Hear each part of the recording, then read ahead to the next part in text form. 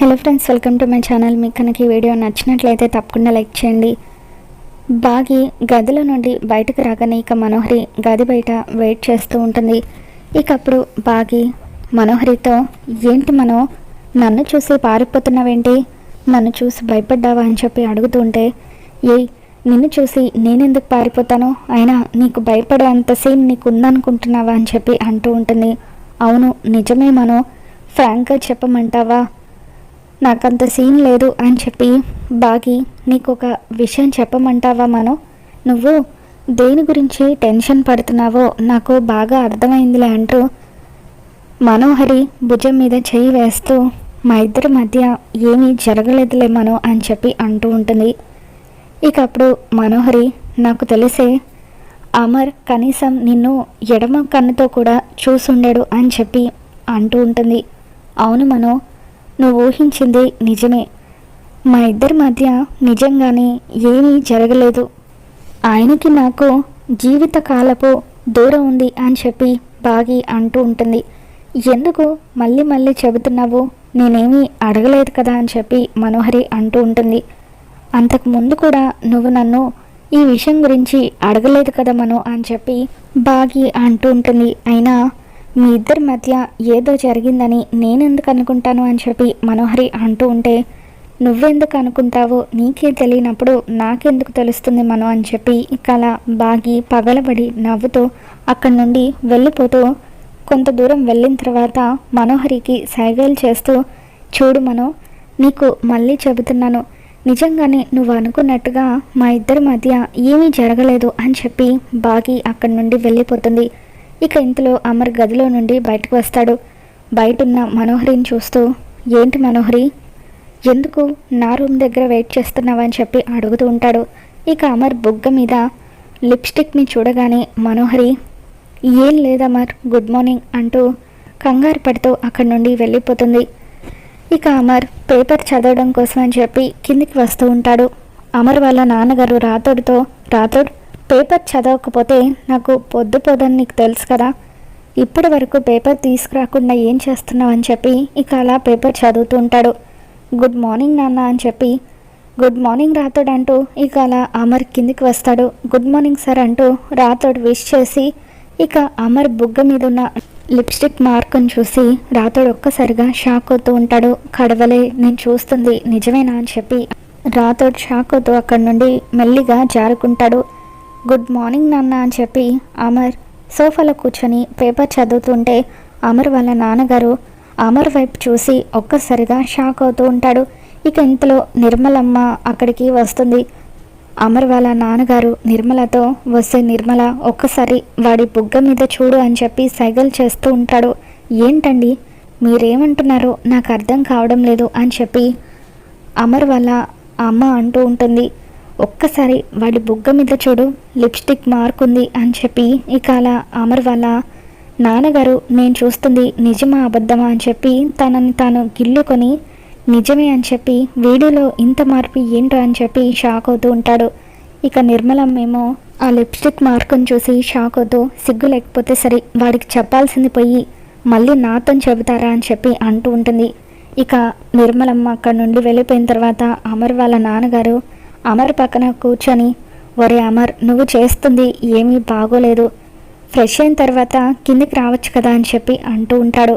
ఇక అప్పుడు అమర్, ఇప్పుడు ఏమైంది నాన్న, పేపర్ చదివిన తర్వాత వెళ్ళి ఫ్రెష్ అవుదామని అనుకున్నాను అని చెప్పి అంటూ ఉంటాడు. ఇక దాంతో అమర్ వాళ్ళ నాన్నగారు ఏమీ చెప్పలేక అలా సోఫాలో కూర్చొని ఉంటారు. బాగి కాఫీ తీసుకొని రా అని చెప్పి అమర్ హాల్లో నుండి గట్టిగా అరుస్తాడు. ఇక దాంతో గార్డెన్లో కూర్చొని ఉన్న ఆరు ఒక్కసారిగా షాక్ అవుతూ పరిగెత్తుకుంటూ కిటికీ దగ్గరికి వస్తుంది. ఇక కిచెన్లో ఉన్న బాగి కూడా అమర్ తనని పిలిచి కాఫీ అడిగినందుకు చాలా సంతోషపడిపోతూ అలా అమర్ కోసం అని చెప్పి ప్రేమగా కాఫీ చేసి తీసుకొని హాల్లోకి వస్తుంది. అమ్మ, మిస్సమ్మ, వాడికి నేను చెప్పలేకపోతున్నాను, నువ్వైనా వాడికి అర్థమయ్యేలాగా చెప్పు అని అమర్ వాళ్ళ నాన్నగారు బుగ్గ మీదున్న లిప్స్టిక్ గురించి అమర్కి చెప్పమంటూ అక్కడి నుండి వెళ్ళిపోతారు. ఇక కిటికీలో నుండి చూస్తున్న ఆరు అమర్ బుగ్గ మీద లిప్స్టిక్ని చూసి ఒక్కసారిగా షాక్ అవుతూ ఉంటుంది. ఇదేంటి, కొంపతీసి ఆయన మనసులో బాగీకి స్థానం ఇచ్చేస్తారా అని చెప్పి ఆరు చాలా జలస్గా ఫీల్ అవుతూ ఉంటుంది. గుప్తా గారు కరెక్ట్ టైంకి జారుకుంటారు కదా అని చెప్పి ఆరు గుప్తాని తిట్టుకుంటూ ఉంటుంది. ఇక మనోహరి కూడా బాగీని అలా అమర్ ప్రేమగా పిలిచేసరికి చాలా కుళ్ళుకుంటూ ఉంటుంది.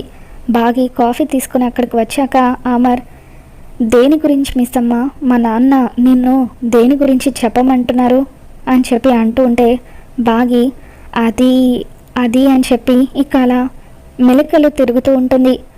కాస్త అలా సిగ్గుపడ్డం మానేసి ఏం జరిగిందో క్లియర్గా చెప్పు అని అమర్ అడుగుతూ ఉంటాడు. ఇక అప్పుడు బాగీ, ఉదయం నేను నిద్ర లేచిన తర్వాత నా లిప్స్ మీ బుగ్గపై అని చెప్పి ఇక లిప్స్టిక్ అంటుకున్న విషయాన్ని అమర్కి చెప్పి ఇక అక్కడి నుండి జంప్ అవుతుంది. ఇక దాంతో అమర్ తన బుగ్గ మీద లిప్స్టిక్ని చూసుకొని ఒక్కసారిగా షాక్ అవుతూ ఉంటాడు. ఇక ఆ తర్వాత బాగీ పిల్లల కోసం అని చెప్పి లంచ్ బాక్సులు సిద్ధం చేస్తుంది. పిల్లలు రెడీ అయ్యి కిందికి వస్తారు. ఇదిగోండి పిల్లలు, మీకు ఇష్టమైనవన్నీ కూడా బాక్స్లో పెట్టాను అని చెప్పి బాగీ అంటూ ఉంటుంది. ఇక అప్పుడు అంజు పాప, హలో మిస్ అమ్మ, నువ్వు బాక్సులు కట్టావు బాగానే ఉంది, కానీ ఏదైనా తేడా జరిగితే హాస్పిటల్లో ఉండాల్సి వచ్చేది మేమే. అందుకే ఇక నుండి క్వాలిటీ చెక్ పాస్ అవ్వకుండా మేము బాక్సులు తీసుకువెళ్ళము. ఇందులో ఉన్నవి ఒక్కొక్క ఐటెం నువ్వు తిని నీకు ఏమీ అవ్వకపోతే అప్పుడు మేము బాక్సులు తీసుకువెళ్తామని చెప్పి అంజు పాప అంటూ ఉంటుంది. ఏదో మొన్నంటే పొరపాటు జరిగింది, ప్రతిసారి అలా జరగదు కదా అని చెప్పి బాగీ అంటూ ఉంటే ఇక అప్పుడు అంజు పాప, పొరపాటు అలవాటుగా మారకూడదు కదా అందుకే అని చెప్పి అంటూ ఉంటుంది. ఇక దాంతో బాగీ ఆ బాక్స్లో ఉన్న భోజనాన్ని టేస్ట్ చూస్తూ ఉండగా ఇంతలో అక్కడికి రాతోడు వస్తాడు.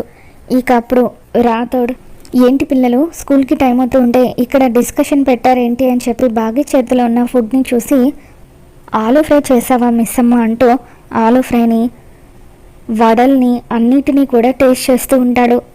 ఇక రాతోడికి ఏమీ కాకపోవడంతో, సరే మిస్ అమ్మ, ఇప్పుడు నువ్వు మాకు బాక్సులు ఇవ్వచ్చు, మేము నిరభ్యంతరంగా తీసుకువెళ్తామని చెప్పి అంటూ ఉంటుంది. అంటే ఏంటి అంజు పాప, ఇప్పటి వరకు మీరు నా మీద ప్రయోగాలు చేశారా, ఒకవేళ నాకు ఏదైనా జరుగుంటే అని చెప్పి రాతోడు అంటూ ఉంటే ఇక అప్పుడు అంజు పాప, చూడు రాతోడు, దరిద్రం నిన్ను వెతుక్కుంటూ రావాల్సిన అవసరం లేదు, నువ్వే భూతద్దం వేసుకొని మరీ దరిద్రాన్ని చేరుకుంటావు అని చెప్పి అంటూ ఉంటుంది. ఇక పిల్లలంతా నవ్వుతూ ఉంటారు. ఈ బుడ్డదొకటి ప్రతిసారి కూడా పాయిజన్ టాపిక్ ఎత్తుతూ ఉంటుంది అని చెప్పి మనోహరి మనసులో అనుకుంటుంది. ఇక పిల్లలు వెళ్ళిపోతూ ఉంటే బాగీ వాళ్ళకి బాయ్ చెబుతూ హగ్ ఇవ్వడం కోసం అని చెప్పి చేతులు చాచి ప్రేమగా పిల్లల్ని పిలుస్తూ ఉంటుంది. ఇక దాంతో అంజు పాప, హలో మిస్ అమ్మ, నువ్వేంటి మాకు అమ్మలాగా ఫీల్ అవుతున్నావు, నువ్వు కేవలం మిస్ అమ్మవి మాత్రమే అని చెప్పి అది గుర్తుపెట్టుకో అని చెప్పి అంజు పాప అంటూ ఉంటే బాగీ బాధపడుతూ ఉంటుంది. ఇక పిల్లలంతా కూడా స్కూల్కి వెళ్తూ ఉంటారు. పాపం మిస్ అమ్మ వీళ్ళకి తనకు ఎటువంటి సంబంధం లేకపోయినా సరే పిల్లల్ని కన్న తల్లిలాగా చూసుకోవాలనుకుంటుంది అని చెప్పి అమర్ వాళ్ళ అమ్మ నాన్న అనుకుంటూ ఉంటారు. ఇక పిల్లలు వెళ్ళిపోయాక బాగీ బాధపడుతూ ఉంటే అమ్ము పాప పరిగెత్తుకుంటూ వచ్చి వెనక నుండి బాగీని హగ్ చేసుకుంటుంది.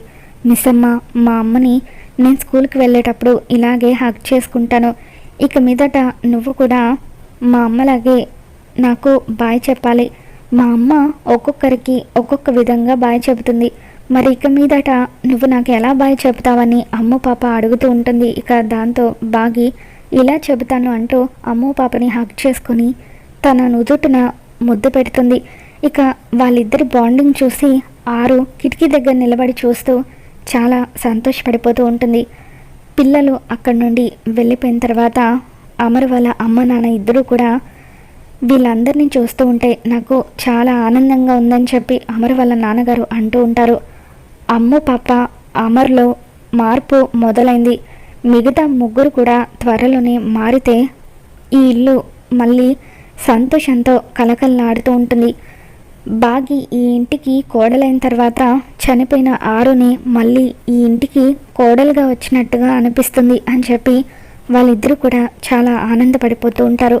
ఇక ఇదంతా చూస్తున్న మనోహరికి ఒళ్ళు మండిపోతూ ఉంటుంది. మనోహరి గదిలోకి వెళ్ళిన తర్వాత ఎట్టి పరిస్థితుల్లోనూ అమర్ బాగి ఇద్దరు ఒక్కటవ్వడానికి వీల్లేదు. వాళ్ళ మధ్య ఇప్పుడిప్పుడే ఊపిరి పోసుకుంటున్న ప్రేమను మొదట్లోనే చంపేయాలి. వాళ్ళ మధ్య దూరాన్ని పెంచాలి. బాగికి అమర్కి మధ్య దూరం పెరగాలి అని చెప్పి మనోహరి ప్లాన్ చేస్తూ ఉంటుంది.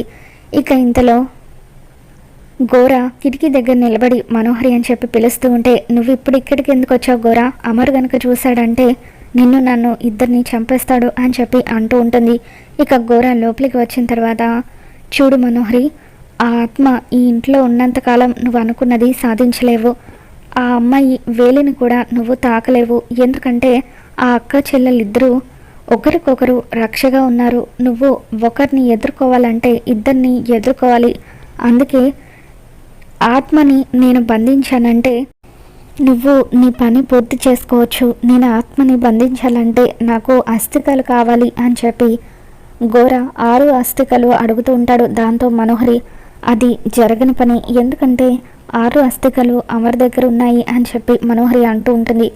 ఇక ఇంతలో హాల్లో బాగిని అమర్ మనోహరి గురించి అడుగుతూ ఉంటాడు. గదిలో ఉంది, పిలుచుకురమ్మంటారా అని చెప్పి బాగి అంటూ ఉంటుంది. వద్దులే, నేనే వెళ్తాను అని చెప్పి అమర్ మనోహరి రూమ్ దగ్గరికి వెళ్ళి డోర్ కొడుతూ ఉంటే ఇక అప్పుడు మనోహరి టెన్షన్ పడుతూ ఉంటుంది. ఇక అమర్ లోపలికి వచ్చేసరికి గోర ఒక దగ్గర దాక్కుని ఉంటాడు. ఏంటి మనోహరి, ఎందుకు అంతలా టెన్షన్ పడుతున్నావని చెప్పి అమర్ అంటూ ఉంటే, ఏం లేదు అమర్, కాస్త హెల్త్ బాగోలేదు అని చెప్పి మనోహరి అంటుంది. సరే, మొన్న జైలుకి అతన్ని కలవడానికి వెళ్ళాలనుకొని వెళ్ళలేకపోయాం కదా, అందుకే ఈరోజు మళ్ళీ నిన్ను జైలుకి తీసుకువెళ్దామని అనుకుంటున్నాను. నాకున్న డౌట్స్ అలాగే ఉండిపోయాయి, త్వరగా రెడీ అవ్వు అని చెప్పి అంటూ ఉంటే ఇక మనోహరి ఎంతగానో కంగారు పడిపోతూ ఉంటుంది. మరి రాబోతున్న ఎపిసోడ్లో ఏం జరగబోతుందో మళ్ళీ మన ఛానల్లో తెలుసుకుందాం. వీడియో నచ్చినట్లయితే తప్పకుండా లైక్ చేయండి.